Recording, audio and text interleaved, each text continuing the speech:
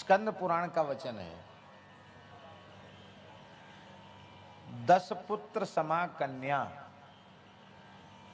10 बेटों के बराबर एक बेटी होती है, 10 पुत्रों के समान एक कन्या होती है। जो लोग कहते हैं कि हमारे यहाँ स्त्रियों का आदर नहीं है, उनको वस्तुतः धर्मशास्त्र का बोध ही नहीं, उन्होंने कुछ देखा सुना ही नहीं। भारतीय सनातन संस्कृति में जैसा नारी जगत का आदर है, पूरे संसार में ऐसा कोई मत पंथ नहीं है जो इतना आदर नारियों को देता हो।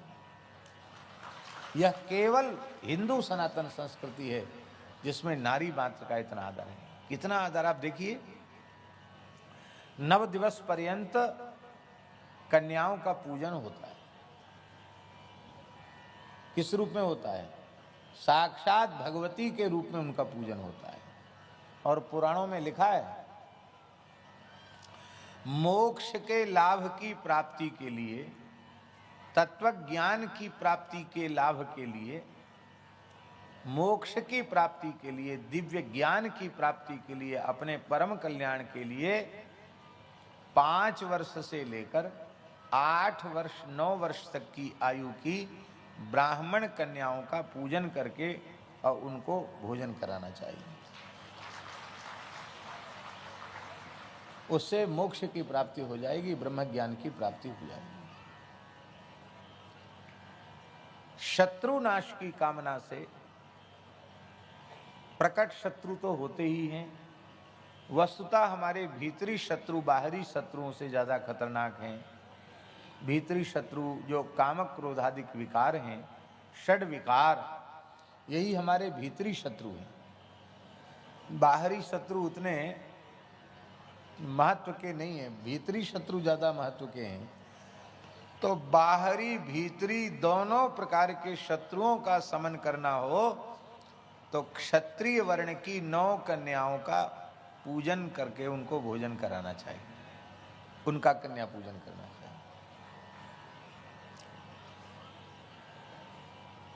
व्यापार में घाटा होता चला जा रहा है, कोई काम सफल नहीं हो रहा है, कोई धंधा सफल नहीं हो रहा है, कर्ज बढ़ता चला जा रहा है, तो वैश्य वर्ण की 5 वर्ष से लेके 8-9 वर्ष तक की आयु की 9 कन्याओं का पूजन करके उन्हें भोजन कराया जाए, उनका पाद प्रक्षालन किया जाए, उनका आदर सत्कार किया जाए, तो धनाभाव की पूर्ति हो जाती, लक्ष्मी की कृपा प्राप्त हो जाती। दीर्घायुष्य की कामना से और ग्रहों के अरिष्ट के निरसन की कामना से, ग्रहारिष्ट की निवृत्ति के लिए शूद्र वर्ण की कन्याओं का भोजन कराने का विधान है। उन 9 कन्याओं का पूजन करके उनका आदर किया जाए, उनको भोजन कराया जाए। शरीर में कोई असाध्य रोग हो गया है, बहुत भारी संकट आ गया है, उसकी तत्काल निवृत्ति के लिए शूद्रों में भी अंत्यज कुल की कन्याओं का पूजन करके यदि उनको उपवाया जाए, तृप्त होकर दक्षिणा आदि देकर संतुष्ट किया जाए, तो असाध्य समस्या का समाधान होता है। अब बताइए, कोई भेद रखा गया कि ब्राह्मण की कन्या है, ये अमुक की कन्या है? कन्या मात्र को भगवती का स्वरूप मानकर पूजन किया गया। विद्या समस्ता स्तव देवी भेदाः स्त्रियः समस्ताः सकला जगत्सु त्वयैकया पूरित मुंबई तत् काते स्तुति स्तव्य परा परोक्ति। सौभाग्यवतियों का पूजन भी करने की परंपरा है, वृद्धा माताओं के भी पूजन करने की परंपरा है, नारी मात्र के पूजन की परंपरा है। हमारे यहाँ कहते हैं, देहात में भी बिना पढ़े लिखे लोग कहते हैं 3 बेटी हो गई तो बोले चलो राम जी ने दया कर दी, 3 यज्ञ का पुण्य तो मिल जाएगा। क्या कहते? 3 यज्ञ का पुण्य मिल जाएगा। एक बेटी का दान किया, कन्यादान किया तो 1 यज्ञ का पुण्य मिल गया। 3 बेटी हुई तो भैया सामर्थ्य भले ही नहीं हो, पर बेटी करा लेंगी यज्ञ, कन्यादान यज्ञ के समान है। तो 3 बेटी हो गई तो 3 यज्ञ का पुण्य तो मिल जाएगा। ऐसी प्रसन्नता लोग करते। एक भी बेटी नहीं हुई तो ग्लानि करते कि हाय हाय इस कन्यादान जैसे पवित्र यज्ञ का अवसर भगवान ने हमको नहीं दिया, तब अपने परिवार में से किसी बेटी को गोद लेकर पढ़ाते लिखाते और उसका विवाह करके पूरा खर्च करके कन्यादान करते। ये परंपरा हमारे यहाँ रही है। आप भाग्यशाली हैं। गंगा जमुना सरस्वती ललिता विशाखा राधा रानी जो मानो सो सब 3 देवी आपके यहाँ हैं, और अब लाला भी होगा। तो भगवान की बड़ी दया है। 10 कन्याओं का दान करने से 10 यज्ञ का पुण्य प्राप्त होता है।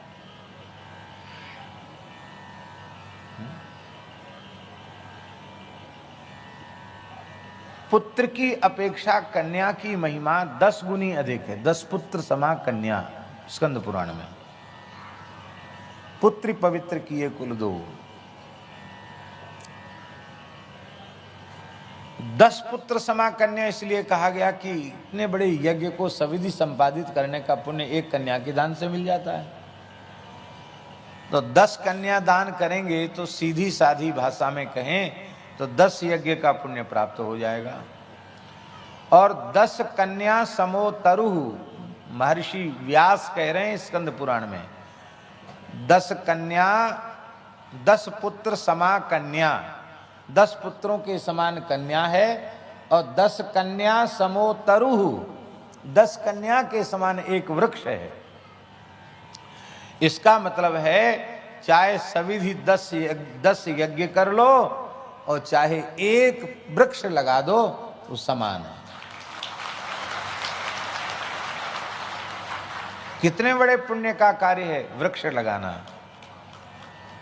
तो हम तो प्रायः किसी भी उत्सव में वृक्ष एक ना एक तो लगाते ही हैं, लेकिन आप लोगों को भी हम निवेदन कर रहे हैं कि आप लोग अपने कुआ खेत में, घर में, जहाँ कहीं जगह हो, अब नवरात्रि हो ही रही है, हो सके तो कल बहुत बढ़िया मुहूर्त है, दशहरा है, आप लोग भी एक एक वृक्ष अपने यहाँ लगाइए।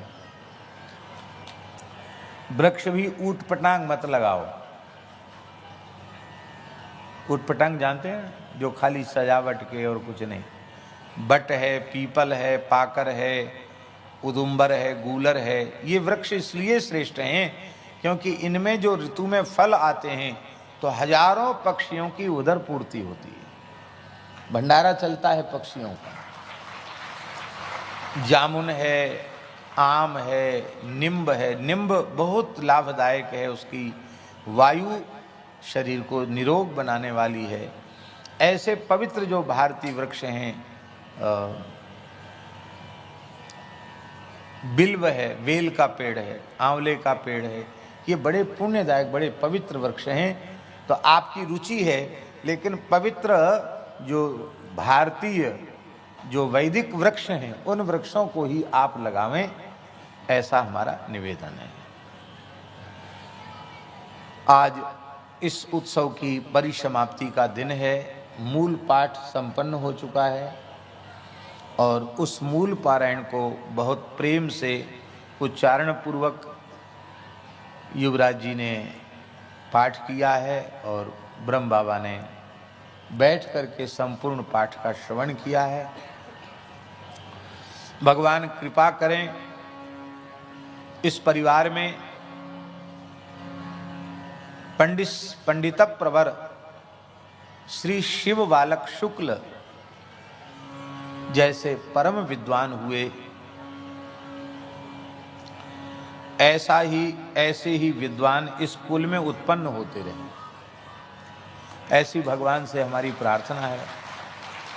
ब्राह्मणों की निधि विद्या ही है, ज्ञान ही उनकी निधि है। ये रुपया पैसा जमीन जायदाद ये ब्राह्मणों की संपत्ति नहीं है। ब्राह्मणों की संपत्ति है शास्त्र ज्ञान, शास्त्र में श्रम करना, शास्त्र की उपासना करना। और हमें मन में बहुत प्रसन्नता है कि इस परिवार के 2 बालक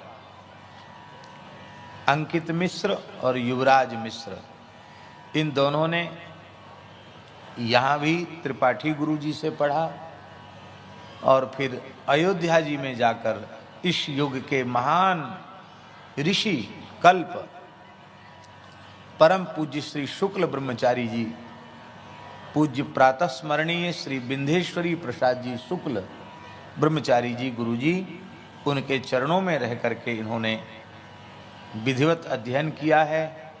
और श्रौत विषय का तो जो अध्ययन इन्हें अपने गुरुदेव की कृपा से जो प्राप्त हुआ है वह इस युग में अत्यंत अत्यंत दुर्लभ है। और ऐसे तपोधन धर्मनिष्ठ वेद में अगाध श्रद्धा रखने वाले ऐसे महान गुरुदेव के द्वारा जो ज्ञान प्राप्त हुआ है यह इनका परम सौभाग्य है। और उस गुरु ऋण से, गुरु ऋण भी होता है, उस गुरु ऋण से मुक्ति कैसे होती? गुरु ऋण से मुक्ति होने का उपाय यही है कि जब हम कम से कम 10-20 विद्वान, गुरुजी ने जो हमको पढ़ाया है उसके अनुसार 10-20 विद्वान जीवन में यदि हम तैयार कर देते हैं तो गुरु ऋण से मुक्ति हो जाती है। ऐसा हमने गुरुजनों से सुना है। पढ़ने का फल है पढ़ाना। हाँ, हमारी ऐसी मान्यता है शास्त्री जी कि कथावाचकों की अपेक्षा पढ़ाने वालों के द्वारा उपकार अधिक होता है। कथावाचक भी उपकार करते हैं, पुराण की कथा कह के और धर्म का बोध, सदाचार का बोध कराते, अच्छी बात है, ठीक है। लेकिन वस्तुतः शास्त्र का संरक्षण कथावाचकों के द्वारा नहीं होता है। और वर्तमान के कथावाचकों के द्वारा तो वो बहुत कठिन हो गया, क्योंकि कथा एक प्रकार से मनोरंजन बन के रह गई। तो शास्त्र का संरक्षण जो पढ़ते पढ़ाते हैं उन्हीं के द्वारा शास्त्र का संरक्षण होता है। तो हम चाहते हैं, भगवान से प्रार्थना करते हैं कि अंकित और युवराज, इनको भगवान ऐसी योग्यता प्रदान करें कि अपने जीवन में कम से कम भगवान दया करें। यदि 100 अग्निहोत्री इन्होंने तैयार कर लिए तब क्या कहना है, तब तो हमारा तो रोम रोम खिल ही जाएगा। भगवान इन पर अत्यंत प्रसन्न हो जाएंगे, वेद भगवान प्रसन्न हो जाएंगे। तैयारी तो भगवान की कृपा से हो रही है। तो इस प्रकार से वैदिक अग्निहोत्री तैयार हों, इस क्षेत्र में भी अच्छे विद्वानों का निर्माण हो। गौ और ब्राह्मण, इनकी रक्षा से संपूर्ण धर्म की सुरक्षा होगी, संपूर्ण मानव जाति की सुरक्षा होगी। इसलिए गौ और ब्राह्मण, इनकी सुरक्षा का भाव और इनके संरक्षण संवर्धन का भाव हम सबके मन में होना चाहिए। ब्राह्मण के रक्षण से संपूर्ण मानव जाति का संरक्षण होगा, क्योंकि समाज के प्रत्येक वर्ग की दुर्दशा का चिंतन, उसकी पीड़ा का चिंतन और उस पीड़ा का समाधान करने का चिंतन वह ब्राह्मण में ही होता है। और आप देखें, विचार करें, पुराणों को देखें, वे भाग्यहीन हैं जो पुराणों पर उंगली उठाते हैं। महाभारत में लिखा है, हम आपको क्या कहें, सुनने योग्य बात है। महाभारत में लिखा है, युधिष्ठिर ने पूछा, महाराज आपने, भीष्म जी से पूछ रहे हैं धर्मराज युधिष्ठिर, कि आपने बड़े बड़े यज्ञों का वर्णन किया, पुंडरीक, वाजपेयी, अश्वमेध, अतिरात्र आदि बड़े बड़े यज्ञों का आपने वर्णन किया, बड़े बड़े कठोर व्रतों का वर्णन किया। और ये जो बड़े बड़े यज्ञ हैं ये तो सामर्थ्यवान लोगों के द्वारा ही संभव हैं। तो इसका मतलब तो यह है कि धर्म लाभ सामर्थ्यवान को ही होगा, सामर्थ्यहीन को धर्म लाभ नहीं होगा। तो क्या हमारे यहाँ यह व्यवस्था है कि जो सब प्रकार से सामर्थ्य से हीन है उसको भी वही लाभ मिल जाए जो बड़े बड़े चक्रवर्ती सम्राटों को बड़े बड़े यज्ञ करने से मिलता था? तो भीष्म जी कहते हैं, चाहे किसी भी कुल का पैदा हुआ मनुष्य हो, किसी भी वर्ण का मनुष्य हो, सर्वथा अभाव से ग्रस्त हो, यदि वह श्रद्धा पूर्वक गंगा यमुना आदि नदियों में स्नान करता है, तीर्थ यात्रा करता है, तो उसे अश्वमेध, वाजपेयी आदि यज्ञों का पुण्य प्राप्त हो जाएगा। वह धर्म लाभ उस गरीब व्यक्ति को भी प्राप्त हो। पूरा प्रकरण पढ़ने योग्य है। कितनी बढ़िया व्यवस्था है। हर मनुष्य को हमारे यहाँ कल्याण की पूरी जिम्मेवारी शास्त्र ले रहा है, पर उसी की जिम्मेवारी ले रहा है जिसका जीवन शास्त्रानुकूल है, मनमाना आचरण नहीं करता है। जो जिस व्यक्ति का धर्म है, वर्ण धर्म, आश्रम धर्म, उसके अनुरूप यदि वह आचरण करता है तो कोई सामर्थ्य उसकी न हो, वह अपने स्वधर्म का पालन करते करते परम कल्याण को प्राप्त करेगा। ये हमारे शास्त्रों का उद्घोष है, सबके कल्याण की गारंटी है। तो दास के कहने का प्रयोजन क्या है? दास के कहने का प्रयोजन ये है कि अब ये इतिहास पुराण ब्रह्मर्षियों के द्वारा ही प्रणीत हैं, पर प्रत्येक मनुष्य के, समाज के प्रत्येक वर्ग के व्यक्ति के कल्याण का चिंतन उसमें है। ये व्यवस्था अन्यत्र कहीं नहीं है। इसलिए भैया हम लोगों को इसका बहुत आदर करना चाहिए। और इतिहास पुराण इसलिए श्रेष्ठ है कि इसमें सब प्रकार के मनुष्य आकर के बैठते हैं और अपनी अपनी पात्रता के अनुसार सबको साधन की प्राप्ति हो जाती है। अब जैसे हम आपको निवेदन करें,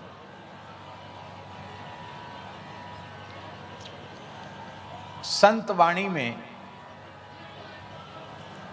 श्री मलुकदास जी क्या कह रहे हैं? मलुकदास जी तो आपके यहीं के संत हैं, अब तो कौशाम्बी जिला के ही उनको मान लिया जाएगा। पहले प्रयाग जिले में थे, अब कौशाम्बी कड़ा के संत श्री मलुकदास जी। वे कहते हैं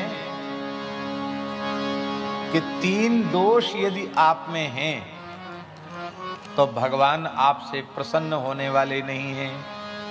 इसलिए 3 दोषों को अपने जीवन से बाहर कर दो, निकाल दो। कौन कौन दोष? जरन खुदी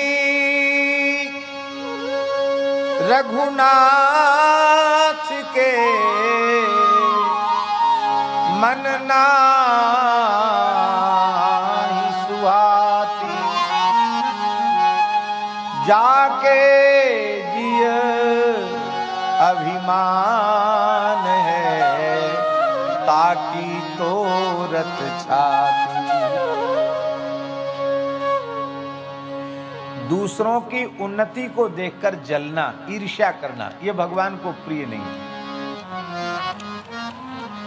आप चाहे जितना जप तप करते हो, दूसरे की उन्नति को देखकर जलते हो तो भगवान आपकी उपासना से प्रसन्न होने वाले नहीं है। इसलिए जलन मत रखो, ईर्ष्या मत करो। ये पहला दोष है। दूसरा दोष है खुदी। खुदी जानते हैं? बहुत से लोग होते हैं उस खुद ही सारा श्रेय लेते हैं। कहीं भी कोई बढ़िया काम हो जाएगा, अरे वो तो होना ही था। क्यों? हम जो थे ना वहां, हम न होते तो थोड़ी होता, हमारे कारण या हमारी सलाह से हमने ही किया। कोई कहीं बढ़िया काम हो जाए, उसका सारा श्रेय वे खुद लेना चाहते हैं और कहते हैं मैंने ऐसा किया, मैंने ऐसा किया, और क्या समझ रखा मैं ऐसा कर दूंगा। ऐसा लोग, अहंकारी लोग करते हैं। अपना नाम लेकर भी बोलते हैं। अपना नाम लेकर बोलना मना है। आत्म नाम गुरुर नाम। खुदी भी नहीं होनी चाहिए। खुदी, स्वयं श्रेय लेने की भावना। अब यह इतना बड़ा आयोजन भगवान की कृपा से हुआ, संतों की, गुरुजनों की, पूर्वजों की कृपा से हुआ। अब कोई इसका खुद श्रेय ले कि मैंने किया, मेरे द्वारा हो गया, तो सब जय सिया राम, सब पर चौका लग जाएगा। तब अनुभव यह करना चाहिए, भैया हम तो अपना पेट भरने लायक नहीं हैं, हम इतना बड़ा कहाँ कैसे कर सकते थे। ना हमारा किया पहले कभी हुआ, और ना हमारा किया हो रहा है, और ना हमारा किया होगा। जो हुआ वो भगवान की कृपा से हुआ, जो हो रहा है वो भगवान की कृपा से हो रहा है। और जो आगे होगा वो भी भगवान की कृपा से होगा। तो इससे क्या होगा कि आप जीवन की बड़ी से बड़ी उपलब्धि से प्राप्त होने वाले अहंकार से आप बच जाएंगे, तो आपका पुण्य सुरक्षित रह जाएगा। अहंकार सारे पुण्य का नाश कर देता है, आपका पुण्य सुरक्षित हो जाएगा। राम जी लंका विजय का श्रेय खुद नहीं लेते हैं, किसको दे रहे हैं श्रेय? वशिष्ठ जी से कहते हैं, ये सब सखा सुनहु मुनि मेरे, भय समर सागर कहूं बेरे।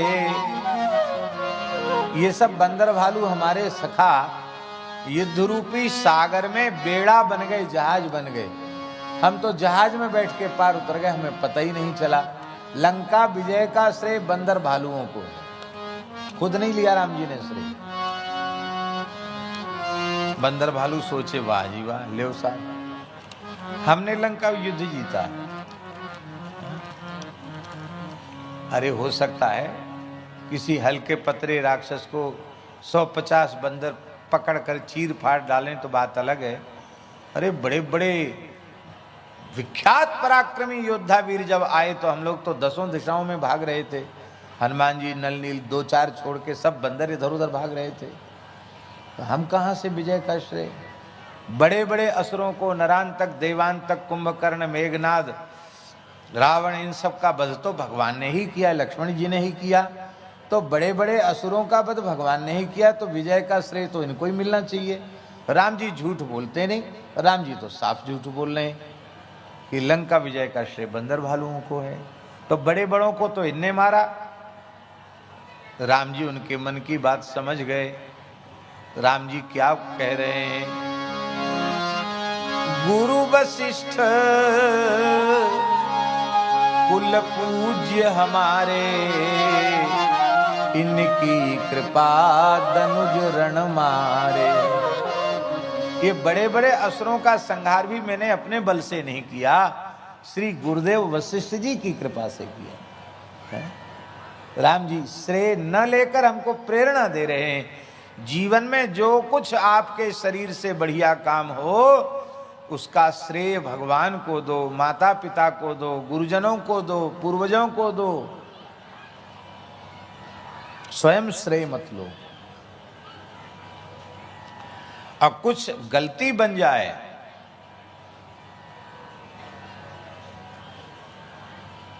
अपने आप स्वीकार कर लो, ये सज्जनता है।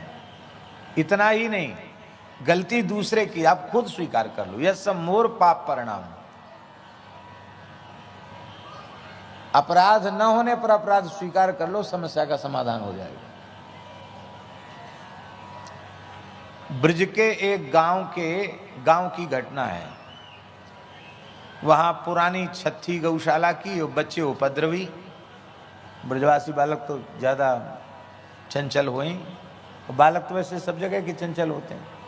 वो महात्मा के मना करने पर भी उसी टूटी छत पर कूद रहे थे बच्चे। छत गिरी और उसमें एक बच्चा इतना अधिक घायल हो गया कि वो हॉस्पिटल में जाके उसने शरीर छोड़ दिया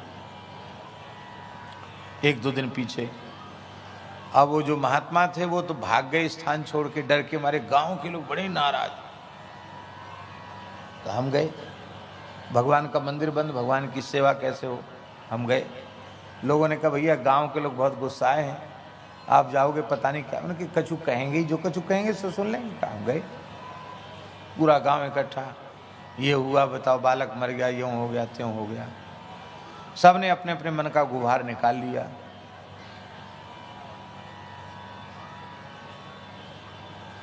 तो हमने कहा गांव के लोग, भैया ब्रजवासियों, किसी की कोई गलती नहीं है, ये सारा मेरा दोष है। बाबा आप तो थे ही नहीं यहाँ। हम नहीं थे, लेकिन हमको खाक चौक का महंत बनाया गया है, उसी से जुड़ा हुआ स्थान है, तो हमारा ही कोई पाप होगा जो ऐसी घटना घटी। अब हम इसका प्रायश्चित करना चाहते हैं। आप सब पंच परमेश्वर हो, आपकी जूती हमारे सिर पर, आप हमें प्रायश्चित बताइए हम प्रायश्चित करने के लिए तैयार हैं, पर आप प्रसन्न हो जाओ। आप लोग कैसे प्रसन्न हो? इतना सुनते ही तो सबरे गांव के लोग रोए भी लगे, अरे बाबा ऐसी मत कहो, आप तो गुरु महाराज हो, आप ऐसी की ऐसी बात कैसे बोलते हो। भागवत जी की सप्ताह है जाए और धुआं बंद भंडारो है जाए, बड़ो झरा भंडारो है जाए और कीर्तन है जाए, सोई है गई महाराज, सोई शांति मिल जाएगी। मैंने कहा ये तो चाहे सब कर लो। गांव के लोगों ने समय निश्चित किया, जोरदार उत्सव हो गए। अब हम यदि दोष अपने ऊपर न लेते तो उनका क्रोध शांत होता, पर मनुष्य उपलब्धि का श्रेय तो खुद लेता है। अब कुछ बिगड़ जाता है तो उसको दूसरे के ऊपर पटकता है, यही असाधुता है, यही असज्जनता है। कुछ काम बिगड़ जाए तो भैया सबका दोष हम अपने सिर पे लेते हैं, भैया चलो ठीक है, कोई ना कोई तो दोष लेगा, हमारे माथे पर दोष है, चलो बताओ अब क्या समाधान है, बताओ।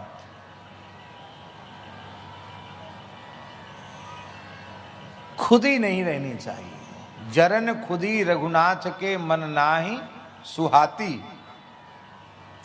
तीसरा दोष है जाके जी अभिमान है ताकि तोरत छाती। जिसके भीतर अहंकार है भगवान उसका अहंकार रहने नहीं देते हैं, उसकी छाती तोड़ देते हैं। न विद्या का अहंकार रहने देते हैं, न रूप का अहंकार रहने देते हैं, न धन का अहंकार रहने देते हैं, न पद प्रतिष्ठा का अहंकार रहने देते हैं। कोई कहाँ तक कहें ज्ञान भक्ति वैराग्य का भी किसी को अहंकार है तो राम जी वो भी नहीं छोड़ते हैं। आपको भजन साधन का अहंकार है तो वो भी नहीं छोड़ते हैं। भजन साधन में भी अहम शून्यता बनी रहनी चाहिए। भैया हम तो एक राम राम नहीं जप सकते, हम कुछ नहीं कर सकते, ये जो कुछ हुआ वो भगवान की कृपा से हुआ, उसमें हम करने वाले कौन होते हैं। अहम शून्य होकर के जो कुछ करें अहम शून्य होकर के करें। अहम शून्यता कैसे आवेगी? कर्ता भी भगवान है और कारयिता भी भगवान है, करने कराने वाले भगवान हैं। ये भाव जब हमारे भीतर दृढ़ हो जाएगा तो अहम शून्यता आ जाएगी। अहम शून्यता आ गई तो फिर कर्म का बंधन नहीं होगा, कर्म बंधन से मुक्ति हो जाएगी। तो 3 दोष नहीं रहने चाहिए जीवन में। कौन कौन? किसी भी व्यक्ति की उन्नति देखकर जलना, स्वयं श्रेय लेने की भावना होना, खुद ही सारा श्रेय ले लेना, यश ले लेना, और तीसरा अहंकार करना। इन 3 से बचना चाहिए। तो बोले भगवान प्रसन्न कैसे होते हैं? तो बोले 3 चीजें उनको नाखुश करने वाली हैं और 3 चीजें खुश करने वाली हैं। कौन कौन? एक दया अरु दीनता ले रहिए भाई, चरण गहो जाए साधु के रीझे रघुराई। संत मलुकदास जी कहते हैं प्राणी मात्र पर दया और दीनता की भावना। एक दया अरु दीनता ले रहिए भाई, चरण गहो जाए साधु के। दया और दीनता की भावना और संत चरण का आश्रय, बस। एक दया अरु दीनता ले रहिए भाई, चरण गहो जाए साधु के रीझे रघुराई। सारे उपदेशों का सार क्या है? संत मलुकदास जी कहते हैं यही बड़ा उपदेश है, पर द्रोह न करिए। यही बड़ा उपदेश है, पर द्रोह न करिए। कह मलूक हरि सुमीर के भवसागर तरिए। किसी प्राणी से द्रोह मत करो और इसी जीवन में राम राम करके भगवत स्मरण करके अपना काम बना लो। काम बनाना क्या है? संत कबीरदास जी कहते हैं, सजनी चलुआ पिए के देश, चलुआ पिए के देश, सजनी चलुआ पिए के देश।